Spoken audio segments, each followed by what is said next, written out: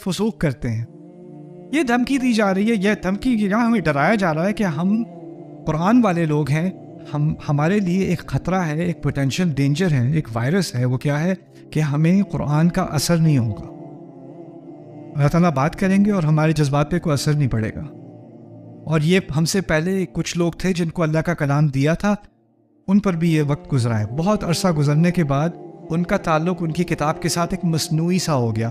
اس کو پڑھ لو, برکت کے لیے پڑھ لو, شادیوں میں نکال لو, دلہن کے سر کے اوپر رکھ دو اس کو گاڑی تک پہنچانے کے لیے, کہیں بجلی نہ گر جائے اس کے اوپر, رائٹ. اس کو گاڑی میں جو ہے اس کی چھوٹی سی پرنٹ کرا کے گاڑی میں ریئر مرر میں لٹکا لو, کیونکہ بہت لوگ پاگلوں کی طرح گاڑی چلاتے ہیں تو یہ بچا لے گی. یا اس کی ایک آیت الکرسی نکال کے اس کا لاکٹ پہن لو, یہ اس طرح بچ جاؤ گے. عیسائی کیا کرتے تھے, بائبل کیا کہہ رہی ہے ان کو کچھ نہیں پتا. ایک وہ کروسیفکس لگایا ہوا ہے گلے میں, وہ بچا لے گا, مجھے صلیب لگایا ہوا ہے. ہوٹل میں پتہ نہیں کیا ہو جائے, ہوٹل کی ہر دراز میں کیا رکھی ہوئی ہے, بائبل کی کاپی رکھی ہوئی ہے. انہوں نے یہی کیا تھا انہوں نے اپنے دین کے ساتھ, ٹھیک ہے نا.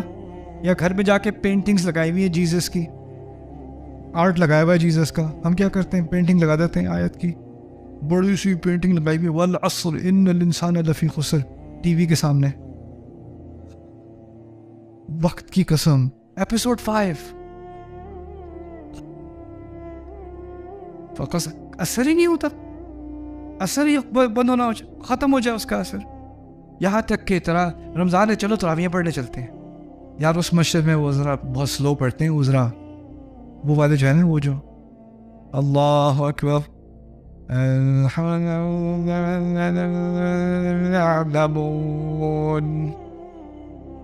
انہیں ہم کہتے ہیں یعلمون تعلمون حفاظ.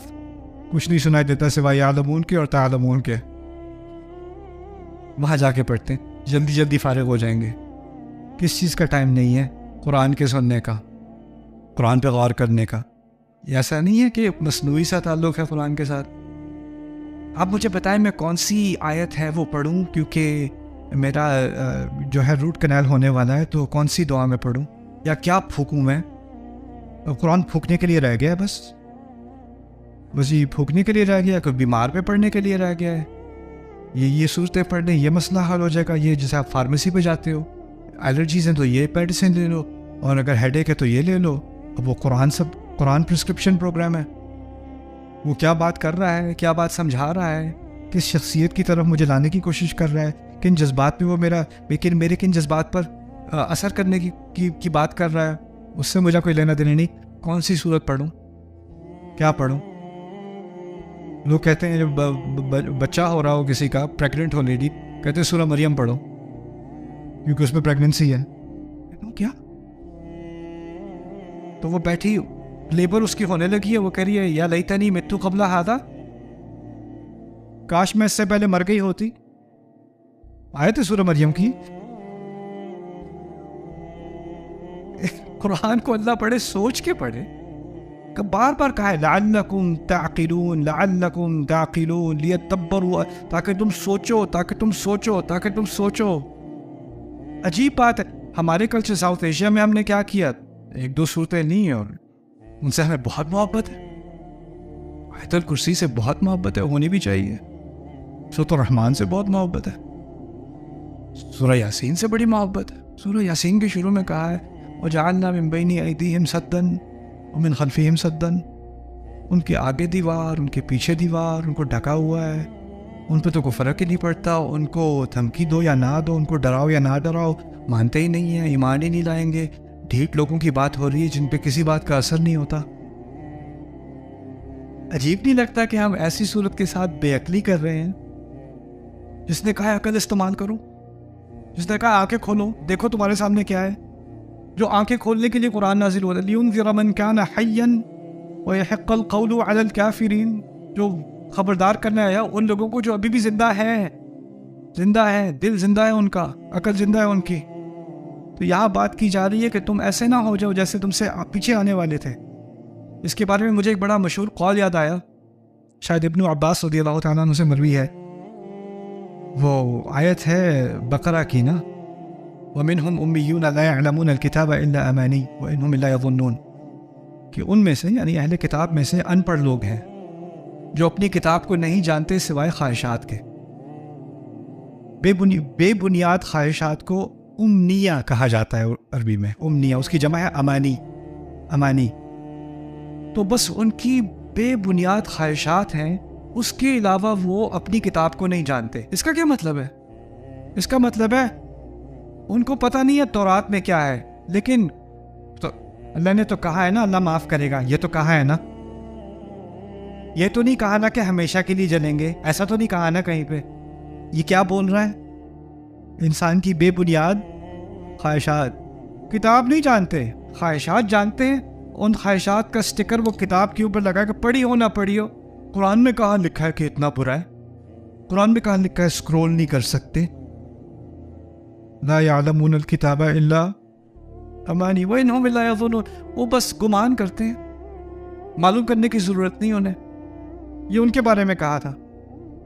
اس کے بارے میں وہ کہتے ہیں انما یقتصرون علی ما یتلی علیہم یعلمونہ حفظا وقراءۃ بلا فہم انما یقتصرون علی ما یتلی علیہم.